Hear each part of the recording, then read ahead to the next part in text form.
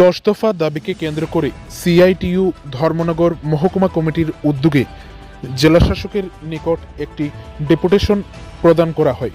6 ফেব্রুয়ারি বৃহস্পতিবার উত্তর ত্রিপুরা জেলার জেলা সদর ধর্মনগর শহরের সেন্ট্রাল রোড এলাকায় অবস্থিত উত্তর ত্রিপুরা জেলার জেলাশাসক আইএএস দেবপ্রিয় বর্ধনের অফিস কক্ষে এই ডেপুটেশনটি প্রদান করে সিআইটিইউ ধর্মনগর মহকুমা কমিটির এক প্রতিনিধি দল।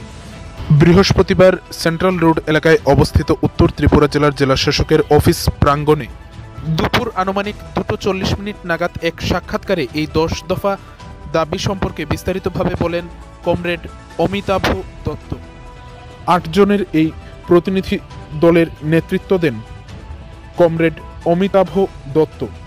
উল্লেখ্য, চা শ্রমিকদের মজুরি বৃদ্ধি, চা শ্রমিকদের গৃহ নির্মাণ, স্বাস্থ্য পরিষেবা ও অন্যান্য সুযোগ সুবিধা প্রদান করা, অনিয়মিত চা শ্রমিকদের নিয়মিত করা সহ 10 দফা দাবিকে কেন্দ্র করে এই ডেপুটেশনটি প্রদান করা হয়।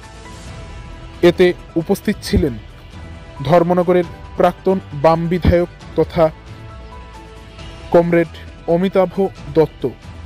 এছাড়াও উপস্থিত ছিলেন এই প্রতিনিধি দলে ধনেশ্বর নায়েক, আব্দুল বশর সহ অন্যান্যরা। সিআইটিইউ ধর্মনগর মহকুমা কমিটির উদ্যোগে আজকে নেতাজি মূর্তির পাশে গণ অবস্থানের কর্মসূচি গ্রহণ করে অত্যন্ত সফলভাবে কয়েকশত শ্রমজীবী অংশের মানুষ, কৃষক, ক্ষেত মজুররা এই কর্মসূচিতে অংশগ্রহণ করেন। এই কর্মসূচির অঙ্গ হিসেবেই 10 দফা দাবিতে উত্তর ত্রিপুরা জেলা শাসকের কাছে আমরা প্রতিনিধি দল স্মারকলিপি প্রদান করি। আমাদের মূল দাবি কি? এই গত 7 বছরে বিজেপি জোট শাসন প্রতিষ্ঠিত হওয়ার পর থেকে সবচেয়ে বেশি আক্রান্ত শ্রমিক এবং কৃষক, ক্ষেতমজুর, দিনমজুররা।